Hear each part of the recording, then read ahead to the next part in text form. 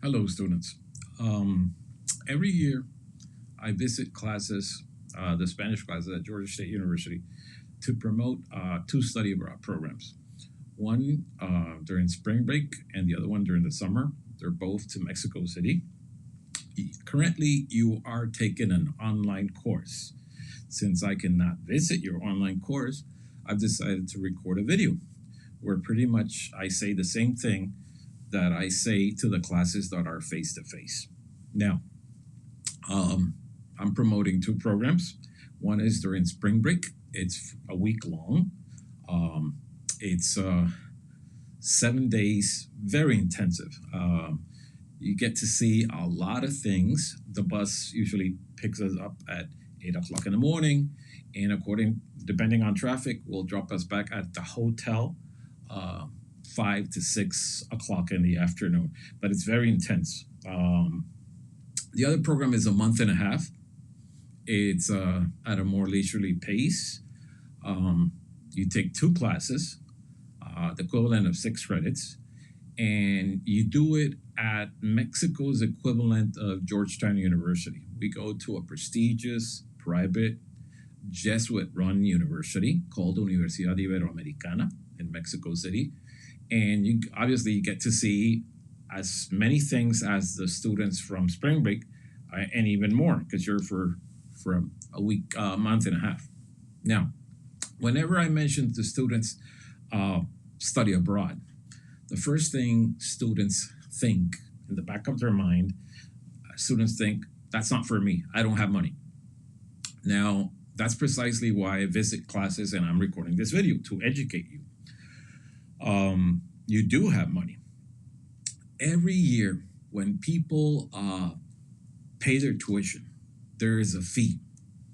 There's a fee, and that fee is called something of the sort of international travel fee.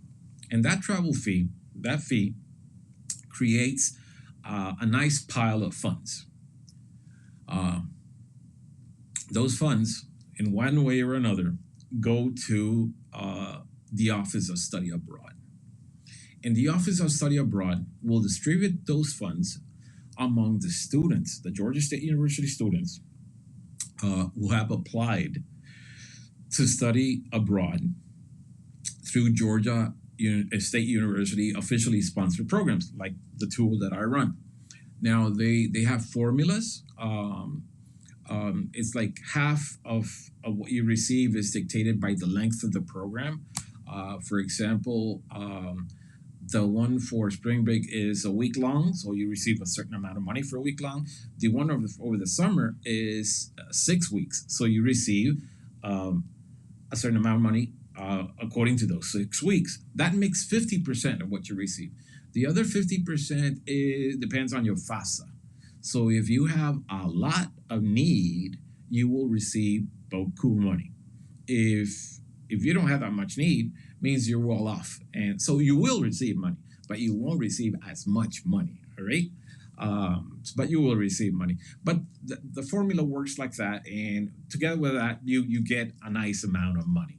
So, for example, the spring break, I think the spring break costs around $1,800, but I can assure you, you will receive $1,000, which means it truly costs $800. Now, if you think $800, hotel included, all the tours, all that we see, some meals included. I mean, it's a good deal, especially considering that you would be getting 3 credits, right? You're going to be getting 3 credits over spring break, so you get to have fun, you get to travel, but you're also doing something for your college education at the same time. So that's a well spent spring break. The one over the summer.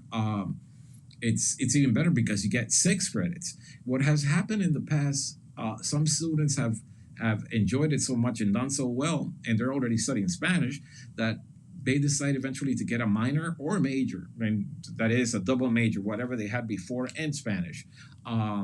So it's very common for the students who actually, well, I have so few credits more to go that I might as well at least get a minor. Um, and that's very common because students enjoy it a lot. On top of that, um, the study abroad experience is one of the best investments you can make while being an undergrad student, because every single course that you take afterwards will be informed by your study abroad experience. And as you see that you can get money and that it's not that hard to travel, and think of the fact that as a student, if you don't have a passport, there's a program at Georgia State where you can get your passport for free. Um, Regardless, as once you've seen how it works, then you may be bitten by the trouble bug, and then you may consider, well, I want to do it again. If you have remaining years at Georgia State University, you choose to travel to other places. That is very common among the students who embrace study abroad experiences. And third, but very important, the day you graduate, your resume is going to say that you have international travel experience. So regardless of the fact that you either create your job, that is, that you get money from investors, or that you apply for a job, that is, that you're trying to get a job at a company, uh, people looking at your resume will see that you have international travel experience. And that will make a very solid impression. That could make the difference between you and somebody else who's competing against you for that job or for that investment money, whether that individual is from UGA or Tech. Um, because I mean, the fact that you have international travel experience adds to the diversity component at Georgia State. Um, we have a very diverse population at Georgia State, unlike UGA, which is tends to be much more homogeneous, and the education at Tech tends to be um, tends to follow a very specific route towards the hard sciences, and doesn't come across as well rounded as the one at Georgia State, because we have a bigger focus on social sciences and humanities on top of sciences. But we do have a component that they lack. But regardless, the fact that you have international travel experience could be a plus for you. Um, and that works to your benefit. Now, I've taken the trouble of sharing flyers for the programs with your instructors, which I hope they will either circulate by an email or post on the iCollege page for your online course. Um, each of those flyers has a QR code. All you have to do is zoom in on the QR code. It takes you immediately to the application. So the last thing I will say, all applications have an application date and they have a commitment date. The commitment date is very important. The commitment date, for example, for the spring break is Halloween. The application deadline, I think, is October 15th, but commitment is Halloween. And why is it important?